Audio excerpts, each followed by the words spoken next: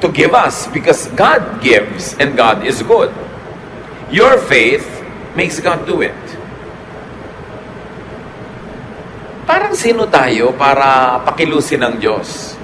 Pero ganun ang pagpapahalaga ng Diyos sa tao, bagamat hindi naman tayo ganun kahalaga, pero nagiging mahalaga dahil pinapahalagahan niya, na in reaction to our faith, God moves. Kaya mahalaga na naniniwala. Mahalaga na sumasang-ayon. Kahit nga kumisan sa mga gawaing hindi naman kay Lord ng mga gawain, meron agad magsasabi, walang mangungontra. Kasi pag may nangungontra talaga, mahirap magkaroon ng power ang any activity. Kahit yun ay civic activity, kahit yun ay religious activity, pag lagi may nakasalungat, mahirap umasenso. So your faith makes God do it. Or by man's work, energized and empowered by faith.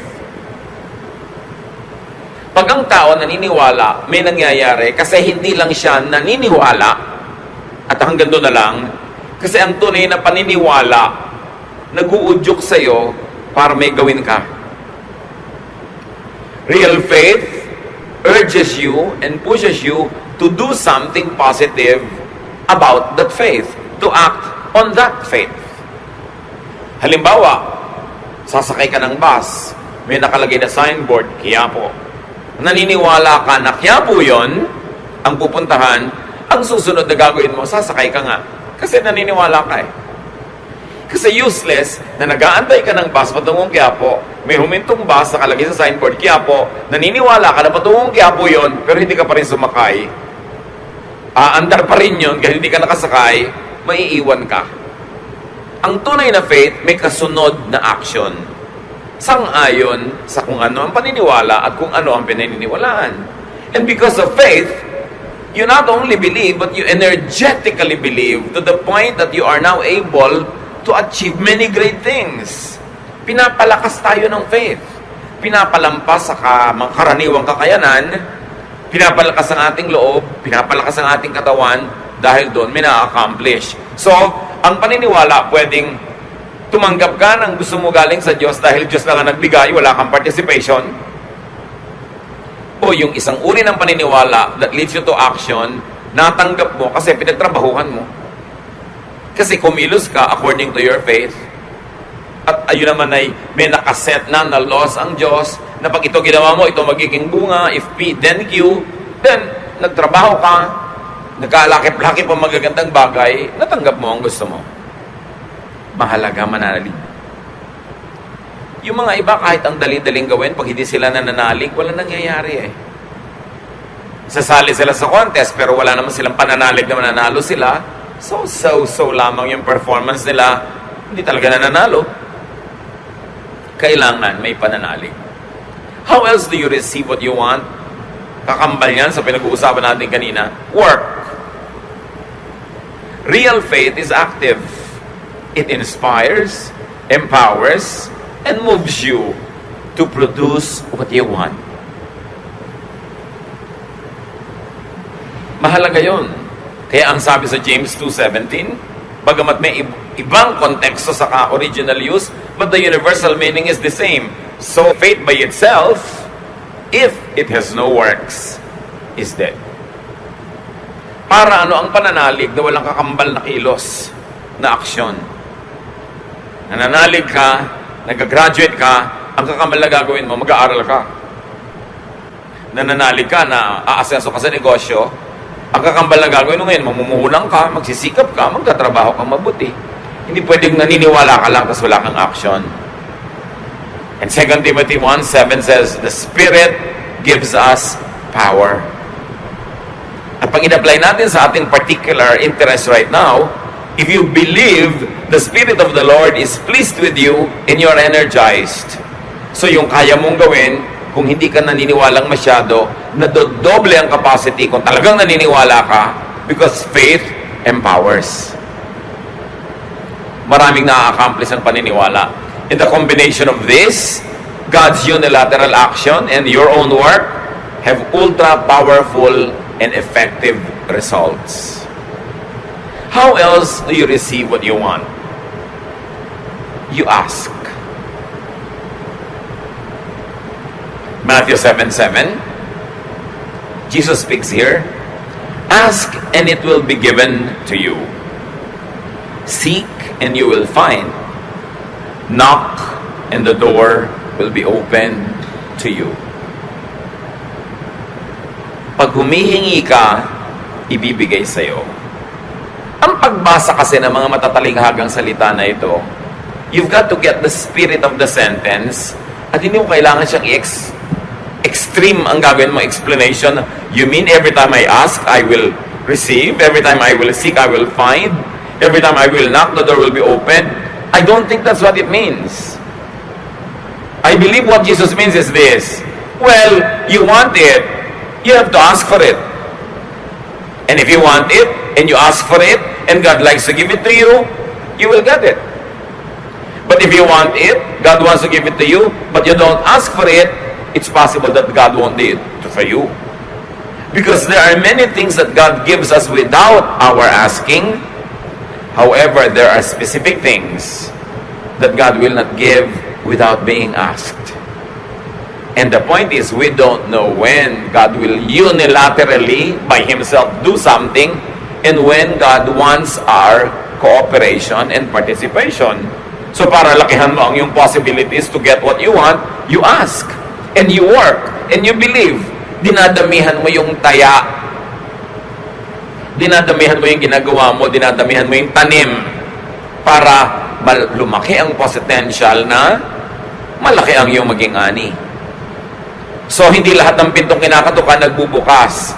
Pero walang magbubukas kung di ka muna kakatok.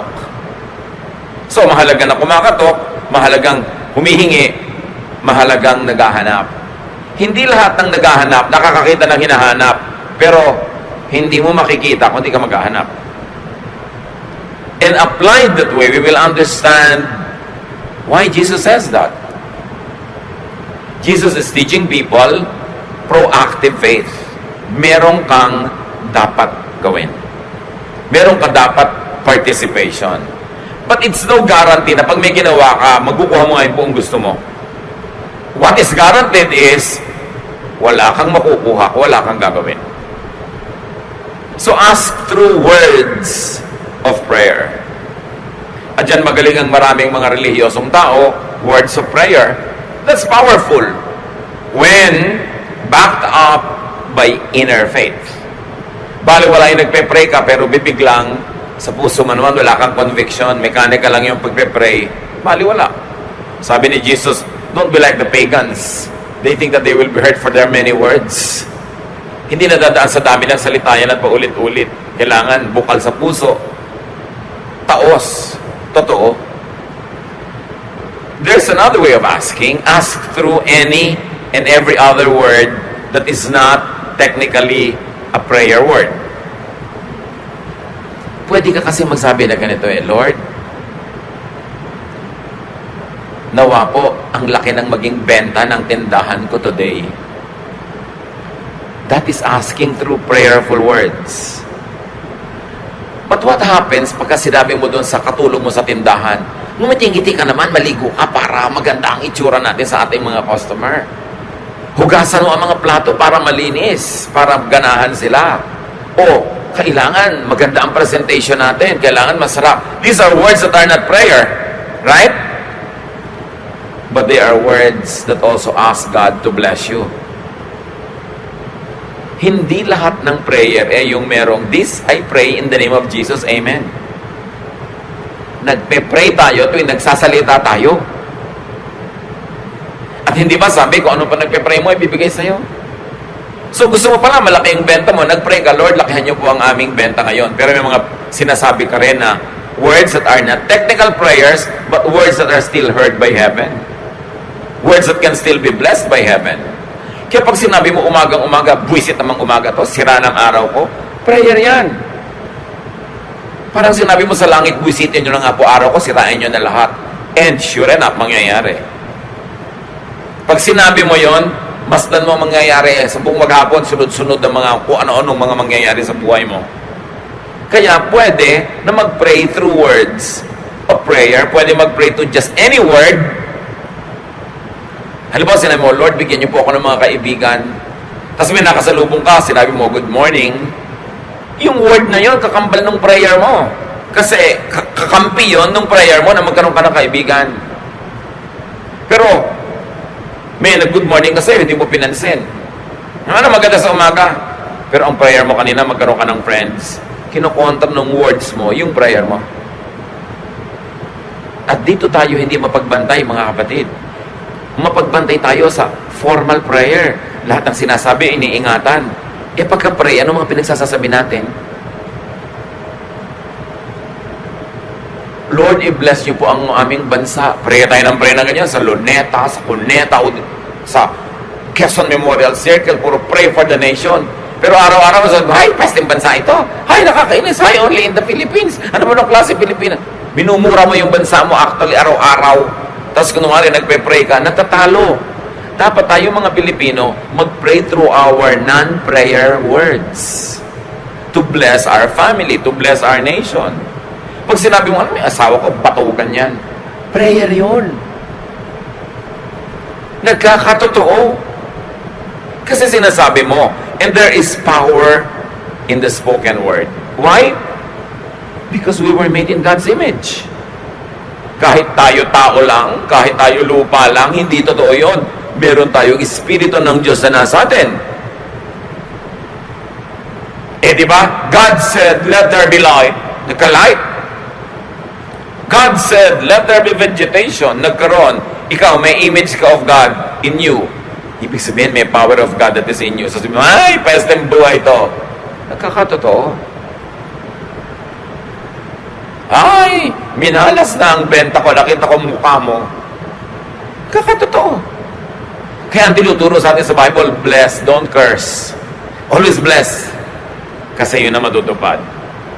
Hindi lang yun. Ask through thought. Isip.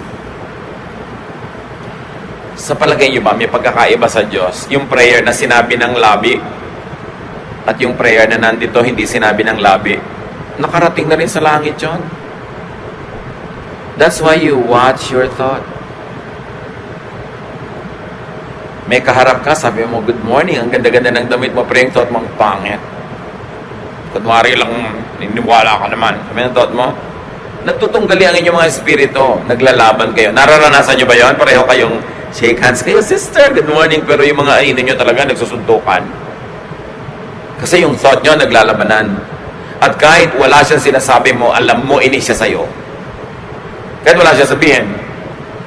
At alam din niya, inis ka sa kanya. Kasi spiritual beings tayo, nag-uusap ang mga spirito natin. Kaya meron, hindi naman ako inaano niyan, mabigat ang loob ko sa babaeng yan. Nararamdaman niyo yun? Kasi yung mga spirito niyo nagtutunggali. Ganon din sa prayer, mga kapatid. Ang thought natin ay prayer. Pag sa thought, halimbawa, yung thought mo puro, sana madapa ito, sana mapahiya siya, sana magkasakit siya. Sa palagay niyo, i-bless kayo ng langit with such negative prayers? Pag-akyat ng prayer niya sa langit, tatalbog, baka sa inyo pa ulit bumalik. Kaya sabi, whatever you wish that people would do to you, do to them. Whatever you wish that people would pray for you, or think for you, think and pray for them that way. Ikaw din ang aani ng iyong tinatanim. Kaya gusto mong umasenso, paasensohin mo ang pag-iisip. So ask God through thought. And ask God through body language. Lord, palakasin niyo po ang aking katawan. Pero ang kinakain mo, puro hindi dapat kanin. Ang damad-damad mo mag-exercise. Anong lakas ng katawan na inaasahan mo kahit natampakan mo yan na in Jesus' name, I bless myself. Tapos pulo cholesterol ang kinakain mo, your body language is a prayer. No wonder, maraming tao, lito, hati. Kasi magkakaiba yung formal prayer sa thought life at sa body language. Ang gusto ng Diyos, one, unified self. Hindi hati ang loob. Kaya mahalaga, madisiplina natin para ng pag-iisip natin at pagsasalita. Mark 11:24, therefore I tell you, Whatever you ask for in prayer, believe that you received it, and it will be yours. Let's operationalize that. Ang prayer mo na hindi word of prayer, kundi thought and action, itong asawa ko na to, mga ngaliwa ito eh. Wala akong tiwala talaga dito. Yun ang thought mo. Prayer mo yun. Sabi, believe that you have received it, and it will be yours. Hindi naman ako tutulungan itong boss ko na to. Galit siguro sa akin itong kapwa ko manggagawa na to. Yung mga ganong thought, prayer yon. Sa palagay nyo, may pagkakaiba sa langit yung Lord, this we ask in Jesus' name, na may tag sa dulo, at yung iba nating iniisip. Kaya, sinabi sa Bible, pray without ceasing. Sabi mo, paano kaya ako magpe-pray without ceasing? Ibig sabihin, amen, amen, amen, amen, hallelujah, hallelujah, non-stop? No! Ang thought mo, ang action mo, ang prayer mo, ang non-prayer mo, ang lahat ng ginagawa mo, ang body language mo, ay prayer. So, choir ka, member, instrumentalist, singer, oh Lord, i-bless you po ang aking pagtugtog na maging maganda. Anong body language mo? Nag-e-ensayo ka ba? Kakanta po ako, mabless ang mga tao. Minimorya mo ba kanta mo? What is your body doing? Ang prayer ng salita mo, ng bibig mo, maging blessing ka, pero yung action mo, hindi. Tatamad-tamad ka mag-ensayo. Sa palagay mo, sabi, believe that you receive it and you will get it. Pag na-discipline natin ang pag-iisip, na pag-isa-isa natin yung pag-iisip, pagsasalita na non-formal prayer at formal prayer, magiging buo ka. At sabi, hindi nagbibigay ang Diyos sa mga taong hati ang loob. Ayaw niya nung parang sinisiklot-siklot ng alo na lagi nagdadalawang loob. Kailangan solid. Complete prayer involves verbal, non-verbal words, and lifestyle prayer. Kaya pwedeng mag-pray without ceasing. Yung Lord, palusugin mo po ako. Ano yung paulit-ulitin mo, Lord, palusugin niyo ako, Lord, palusugin niyo ako. Yun yung mantra ng mga Hare Krishna, inuulit-ulit nila para may points. Pero yung Lord, palusugin niyo po ako, sabi ng words mo. Tapos ang katawan mo, naglilinis ka ng katawan mo. Tapos kumakain ka ng tama. Tapos yung utak mo, hindi ka nag-iisip na masasama to ko sa kapwa. Hindi ka nanonood ng mga horror na nakakatakot. Hindi ka nakikipag-chismisa na baka saksakin ka sa likod ng chinismis mo. Anong lusog mo na may gunting kang nakatarak sa likod mo? So, lifestyle prayer. And when you pray a lifestyle prayer, tatalab. Yung iba ang haba-haba magdasal, 3 oras. Kulang na lang magtumbling, gumulong. Pero ang pagkatapos na mag-pray, ang buhay na ipinapamuhay, kabaligtaran ng sinasabi, kaya wala nangyayari. James 4:2-3, you want something but don't get it. You kill and you covet, but you cannot have what you want. You quarrel and fight. You do not have because you do not ask God. When you ask, you do not receive because you ask with wrong motives, that you may spend what you get on your pleasures. You see, ang linaw, sabi, ask and it will be given you. You do not have because you do not ask. Kasi mo, hindi totoo yan. Ask nga ako ng ask. Paulit-ulit nga ako nagpe-pray. Yes, yung formal prayer mo. Pero yung thought prayer mo ba, asking for the same thing?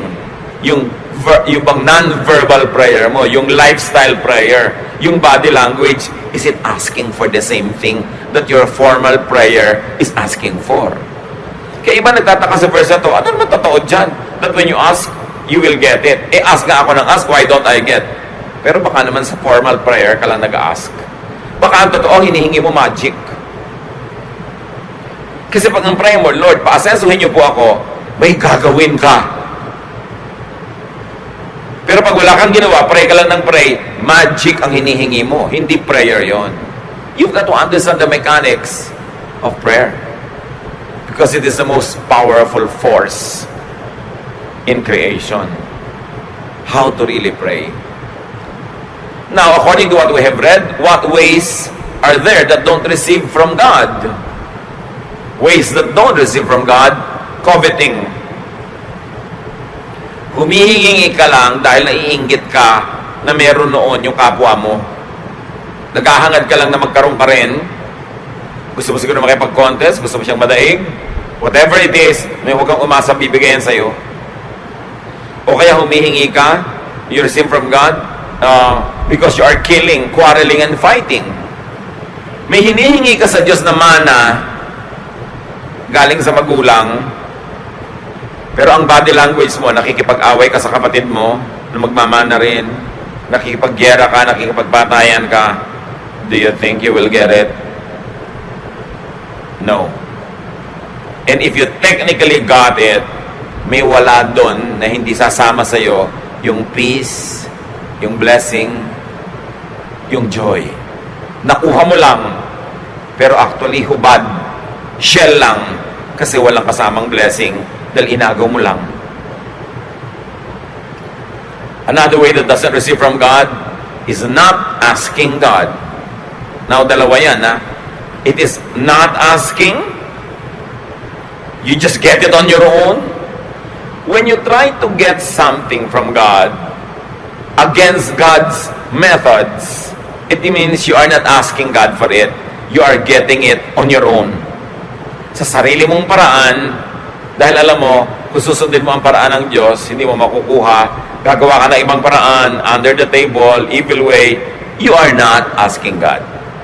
You are trying to get it yourself, your own way. And sabi, don't expect that you will get it. You do not get because you do not ask God. Ngayon, may nag-a-ask naman, but they are not asking God. They are asking Satan. They are asking somebody else. Kasi sabi niya, may nga ganyang method, walang mangyayari. And another way that doesn't receive from God is asking, but with wrong motives. Sabi nga ni Solomon, napansin niyo ba? Maraming ambisyon dahil lang inggit sa katabi, sa kapwa. Hindi ambisyong gumaling na maging doktor. Ang ambisyon, maging mas magaling para may mahigitan. Hindi ambisyon lang na guminhawa sa buhay. Ang ambisyon, maging mas mayaman at makipaghiganti sa mga dating kamag-anak na nagmaliit sa'yo. Mga wrong motives. Hindi ba yung Lord, pag ginawahan niyo po kami para guminhawa kami? Hindi. Para makita nila na may nangyari sa buhay ko. Mga ganyang klaseng paraan. Sabi ganun, this is not in accordance with God's mind. Don't expect that God will give it to you. Ito ngayon ang mga mapanganib. Sabi mo, anong God will not give it to me? Nasa akin na nga. Sino nagbigay sa iyo? Nakakatakot lalo yan. Hindi pala Diyos ang nagbigay. Iba yung method na ginawa mo, hindi method ng Diyos. It was not God. You asked. Who did you ask? Sabi, it is important for you. What does it profit a man to gain the whole world and lose his soul? Kailangan kung may natatanggap tayo, galing sa Diyos. Sa pamamaraang maka-Diyos. Sa Diyos hinihingi. Hindi ka humihingi sa kaaway. Because yung kaaway, marami naman talagang under His power right now. Talagang pwede kanyang bigyan. Anong kapalit? Kaya tinitiyak natin, galing dapat sa Diyos. Huwag na huwag kayong maiinggit sa mga taong alam nyo na ang tinatamasa nila na kuminsan gusto pa natin kainggitan, hindi naman galing sa Diyos. Hindi galing sa maka-Diyos na pamamaraan. Ninakaw lang. Nandaya lang siya. Nanakit ng agaw ng hindi kanya. Tapos parang ang saya-saya niya, don't ever think na dapat kainggitan ng ganong mga tao. Dahil mabigat ang bayad ng ganong mga bagay. So meron kayong gustong matamasa sa buhay, do it, or ask God to do it for you. When do you do it? Pagkaya nyo. Yung sa ating human nature, na aabot ng human intelligence, human capacity, human energy, human achievement, do it. Don't ask God to do it for you. Pero pag alam nyong lampas na sa natural na kakayanan ng tao, that's when you ask God to move. James 5:17-18. Elijah was just as human as we are. And for 3.5 years, his prayers kept the rain from falling. But when he did pray for rain, it fell from the skies and made the crops grow. So niya, alam niyo si Elijah, tao lang yan tulad natin. Pero nanalangin siya raw umulan. 3.5 years, ni isang patak ng ulan, walang lumagpak sa lupa. At nung siya'y manalangin naman ng ulan, biglang umulan at tumubo ang mga halaman. Pag kaya mo, huwag mong ipagawa sa Diyos. May lalapit sa'yo, merong may sakit, walang papagamot. So, sige, pagpe-pray kita. May pera ka sa bulsa mo, magpe-pray ka. Kaya mo yon. Huwag mong ipagawa sa Diyos. Kaya mong tulungan, ipapadala mo. Kaya sabi sa Bible, sabi ni Jesus, huwag niyong gayahin yung mga ibang mga Kristyano dyan. Mga ibang mananampalataya na may lalapit. Sabi, sige, I wish you well, nawa mabusog ka, nawa gumaling ka, nawa gumanhawa ka. Pero wala kang mabinibigay niya, no? Kaya mo sasabihin, Lord, nawa ipapasin niyo ako sa test. Anong kaya mong gawin? Mag-aral ka. Paasensuhin niyo po ang buhay ko. Anong kaya mong gawin? Magsikap ka. Huwag mong ipapagawa sa Diyos yung inilagay na niya sa iyo yung kakayahan para magawa mo mismo. Pero yung hindi mo talaga kaya, yun ang ipapasa Diyos. Tulad ng example na nakita natin, hindi naman kaya ni Elijah na pigilin ng ulan eh. Pero dahil ang kanyang hinihingi ay ayon din naman sa kalooban ng Diyos, reasonable, dahil dapat turuan ng leksyon yung buong bayan, hiningi niyang huwag umulan, natupad. How else do you receive what you want? Be near the giver. Be in the path of blessings. At sa giver, isang malaking G, isang maliit na G. Yung malaki siyempre, Diyos. Yung maliit, tao. Gusto nyo na tumanggap na maraming mabubuting bagay sa buhay, dumikit kayo sa makakapagbigay nun o doon sa binibigyan ng Diyos na pwede kayong maanggihan, maambunan ng grasya. Hindi man kayo yung gustong pagpalain, kadikit kayo sa pinagpapala, napagpapala na rin kayo. Kaya ang sinasabi sa Bible, choose your companions. Bad company destroys morals. And not only that, yung parusa para sa bad, nadadamay ka kung nakadikit ka. Lalo asawa ka, anak ka, magulang ka na gumagawa ng mali. So wala naman akong ginagawang mali, ba't ako nadadamay? Kadikit ka eh. Pero marami rin tayong blessing kung tayo ay malapit doon sa nabe-bless.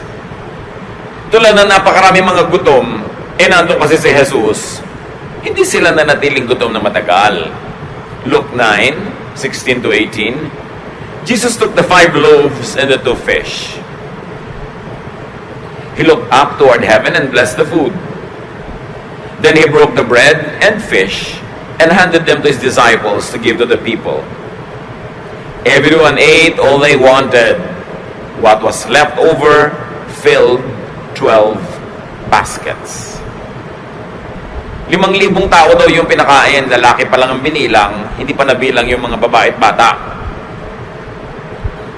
Anong pinagkunan? 2 maliliit na isda. Ewan ko lang kung tabyos, diba? O dulong, basta isda. Sa bagay, wala nun sa Israel. So, malaki-laki ng konti yung isda siguro. Pero ano naman nun ang size sa mga isda ng mga maralita? Nag-donate lang naman isang simpleng batang shepherd. At 5 maliliit na tinapay, napakain ng lahat. Si Jesus kasi yun eh. Ang lesson dito mga kapatid, be in good graces. Be in the good graces of givers, of distributors. And of course, the best giver is the Lord Jesus. Pag malapit ka sa Kanya, malayo pa namang mapaghimalaan ka. Malayo pa namang mapakain ka. O malapit ka sa binebless niya, malayo pa naman na pati ikaw mapakain na rin.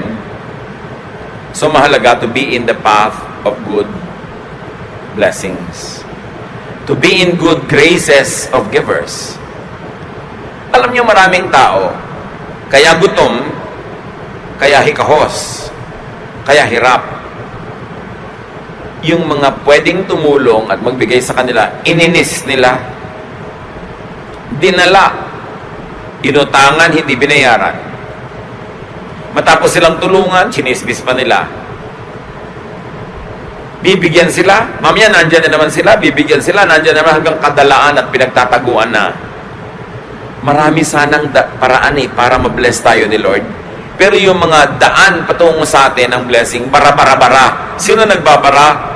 Bad conduct ng tao.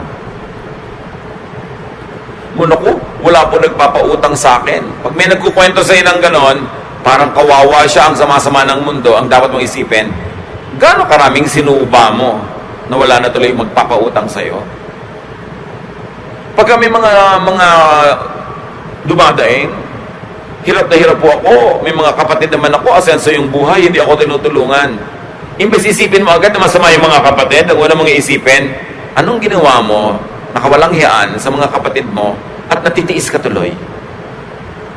Kasi pagka ang tao, hindi siya dinadatnan ng blessing, madalas, siya ang may kasalanan nun, hindi ang mundo. Kasi ang dami-daming blessing na pwedeng makarating sa atin. Ang daming pwedeng pagdaanan. Ano't walang makarating sa'yo? Sisisihin mo pa ang mundo? O something is wrong with the way you deal with people? Pag may naasahan ka, dadaganan mo na hanggang madurog. Pag may tumulong, hindi mo susuklian ng maganda.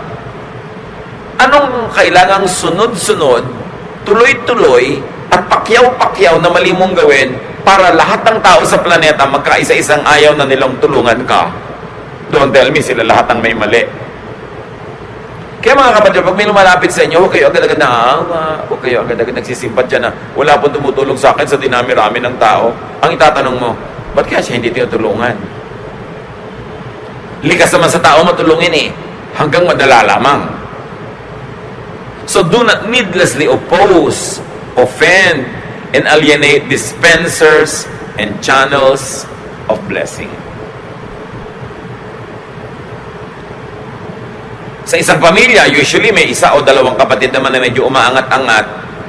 Ikaw hindi makaangat-angat. Huwag mo nang inisin. I-please mo na. Huwag ka nang makipagtalo, makipagyabangan. Dahil ikaw din ang kawawa pagka hindi ka tinulungan.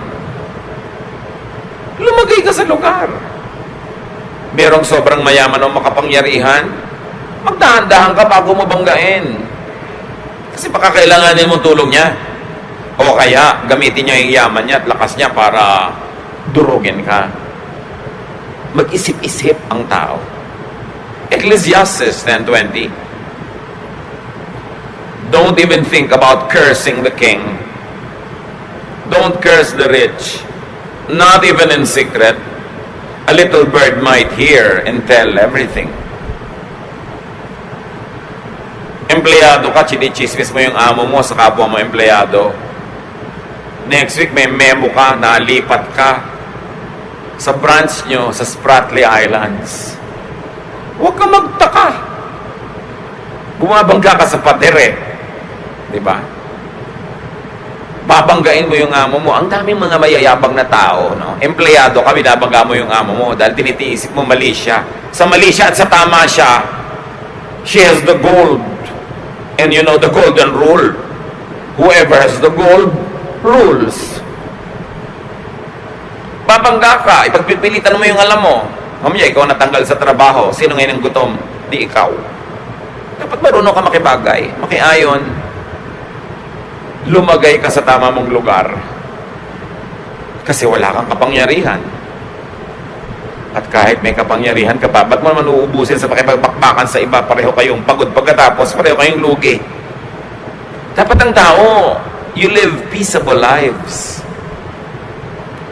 Diplomatic ka. Pinipilit mong huwag may magalit sa'yo. Mga kapatid, tatandaan nyo to. Hanggat maaari, huwag kayong manggagalit ng sino man. Kahit sabihin mo, nobody naman siya, mababa ang ranggo, kaya ka na niya saksakin ng ice pick sa tenga. Diretso sa utak mo yun. Di ba?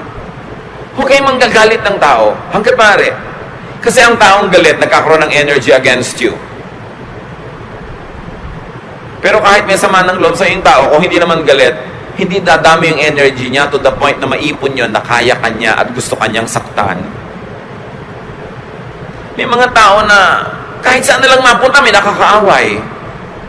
Bakit ka mga away? Ba't ka makikipag-away? Kasi lahat ng mga makakaaway mo, lahat ng kapangyarihan nun gagamitin laban sa'yo. Tapos eto ngayon, nag-a-apply ka sa trabaho, siya pala yung clerk doon. Nag-aayos sa mga application form. Nung makita yung sa'yo, tinapon na sa basurahan. Kung naman, abang ka ng abang ng call, wala nang tatawag sa'yo. Kasi may nainis kang clerk. Hindi naman mahirap isipin yung mga ganyan sa buhay. Yung maraming blessing hindi dumadating kasi ang body language mo, ayan na naman tayo, di ba?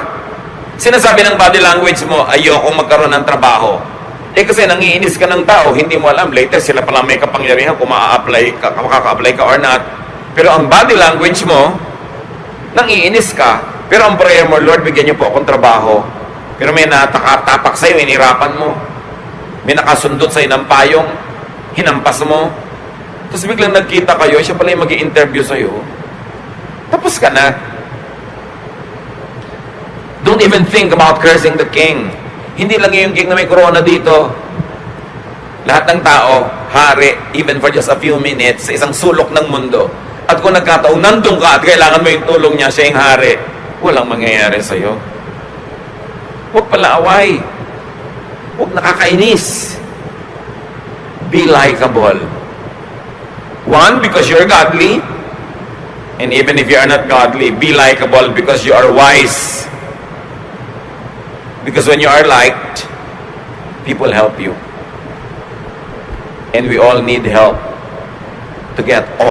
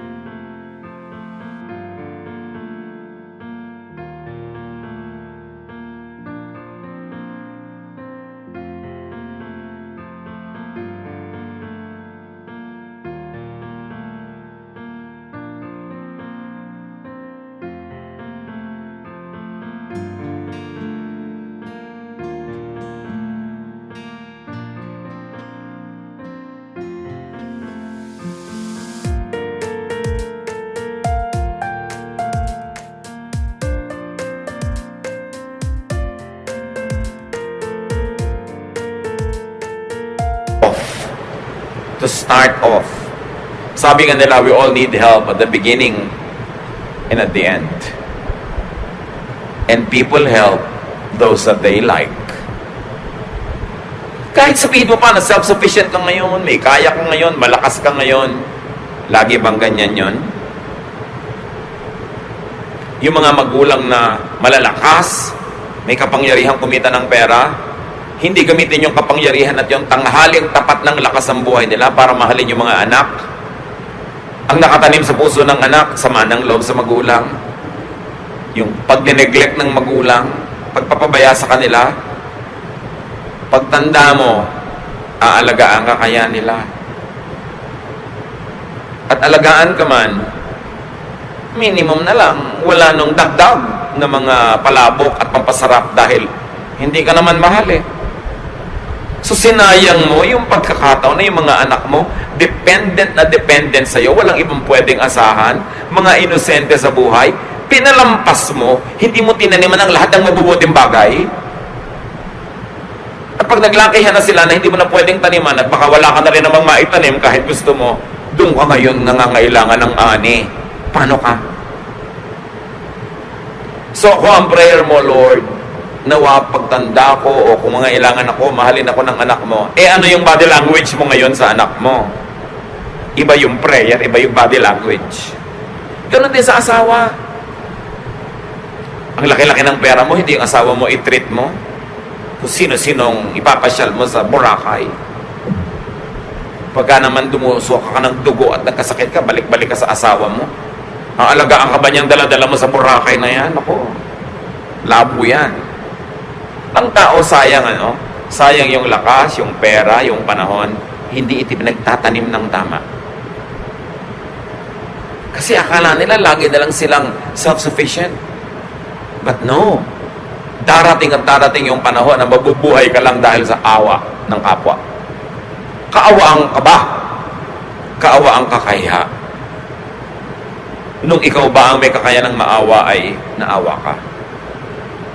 So yung prayer, hindi lang salita. Gawa, isip. Pag naglakip-lakip, natutupad. Don't make enemies. Kahit walang kwentang posisyon niya ngayon, kahit mahina siya ngayon, gumugulong ang buhay, yung mga dating nasa ilalim na palagay sa ibabaw. Sabi mo, ba't naman po ako, hindi na napaibabaw? Baka putik ka talaga, nandun ka lang sa ilalim, hindi ka gulong. Kasi kung gulong, dapat gumulong ka. Ba't hindi gumugulong ang buhay mo? May problema ka nun. Huwag mong sisihin ang mundo. Huwag mong sisihin ang planeta, ang mga anghel, ang mga Kastila at Hapon. Dapat sarili mo, tingnan mo, anong problema ko? Ba't di ako umaasenso? Bakit pag may 10 nag-apply, natatanggap yung siyam ako, hindi? Mabuti pa ang kalendaryo, may date ako, wala. Siguro, baka hindi mo pinapackage sa sarili mo. Mabuti pa ang makinilya, natataypan. Look at yourself. What are you doing with yourself? Kasi hindi naman tayo nilikha ng Diyos na powerless. May power tayo to shape the direction of our lives. You cannot always create every detail of it, but you create the general direction where you will go. So, remember, asking means thinking about, talking about, and doing according to what you are asking for. How else do you receive what you want? Open your eyes to God as the real source of good things and be a gracious recipient. Anong ibig sabihin ko dyan? May nagtatanong sa akin, Pastor, pag may bigla pong magbibigay ng offering na panalunan sa loto, tatanggapin nyo? Sige, buong puso. Talaga po, galing sa gambling. Ano pakialam ko kung saan galing yun? Ang may pakialam ako kung saan patungo yung fund na yun. Oras napunta yun dito. Maraming sobrang arte. Ayaw pang tumanggap. May sakit na, bibigyan ng anak. Saan galing ito? Baka sa masama. Ayaw pang tanggapin. Alam nyo, ang propetang si Elijah, gutom na gutom. Nalagay siya sa napakarayong lugar na walang pagkain. Alam niyo kung paano siya nanatiling buhay? 1 Kings 17:6. Ravens brought him bread and meat twice a day, and he drank water from the creek. Mga uwak, mga ibong maiitim, mga ibong considered in Israel as unclean. At alam nyo kung paano kumakain ng uwak? Ninanakaw niya. Huwag kayong magpapatuyo ng mga tapa at mga kung ano-ano. Dadagitin ng uwak. Nagpapatuyo kayo ng mga danggit, mga kung ano-anong mga sari-saring pagkain, ninanakaw niya. So in other words, itong propeta, ang kinakain niya araw-araw, nakaw. Magamat hindi siya nagnakaw, yung uwak. Dala-dala ni uwak yung karne, kinakain ni propeta. Kung si propeta, ginagaya yung mga ibang relihiyoso, hindi ko kakainin yan, maruming pinanggalingan. But the Bible is clear. God sent the ravens to feed him. So kahit man ninakaw ng uwak yun sa isang tao na nagpapatuyo ng mga karne, yung tao na yon, yung karne na yon, yung planeta, pag-aari yun ng Diyos. So pag Diyos ang nag-assign, kunin yan, ilagay doon, hindi yun nakaw. And that's what I want to say to you, mga kapatid. Huwag kayong sobrang maselan. Huwag kayong sobrang maarte sa blessing. If God likes to bless you, accept it. Be a gracious recipient. The ravens were unclean and the ravens were thieves. But God, in His infinite mercy, fed the prophet this way. Kaya meron pa na. Paano po yung pastor? Wala akong trabaho, ang tagal-tagal na, wala akong maipakain sa mga anak ko. Pero, nagkakaroon sana ako ng trabaho, pero may trabaho po pag Sunday. Hindi ako makapag-church. magtatrabaho.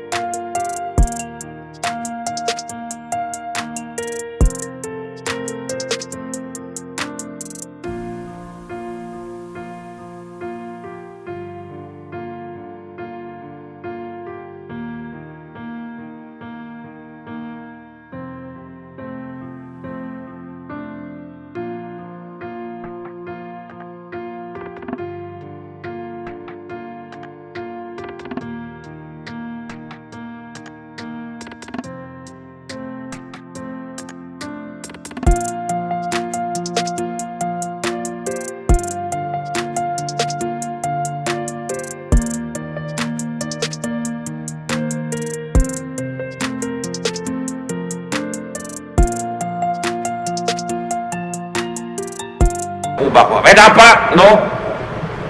Paano po ang church? Mag-church ka na sa Wednesday, Thursday, Friday, kaya nga marami eh.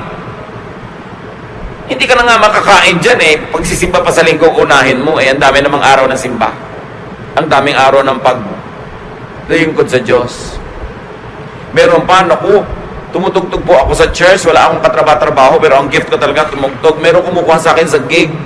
Ayaw po ako payagan ng pastor. Palalamunin ka ba ng pastor? Kung palalamunin ka, sige, huwag kang tumugtog. Pero kung hindi tumugtog ka, dahil blessing yan sa iyo ng Diyos. Kailangan mo ng pambayad ng rent, kailangan mo ng pambayad din sa arte-arte mo. Ang kailangan, intindihin mo yung pangangailangan mo. At bakit natin sinasabi yan? James 1:17, every good and perfect gift comes from the Father who created all the lights in the heavens. Pag makakabuti sa'yo, galing yan sa Panginoon. Huwag kang sobrang maselan. Psalm 24:1, the earth is the Lord's and everything in it. The world and all who live in it. Pag may pagpapala, tanggapin mo. Kung may choice ka na better choice, mas religiously sound choice, take it. But meanwhile, wala ngayon. Mabuti kung nag-iisa ka sa buhay, ang arte-arte ng conviction mo, may anak kang nagugutom, may asawa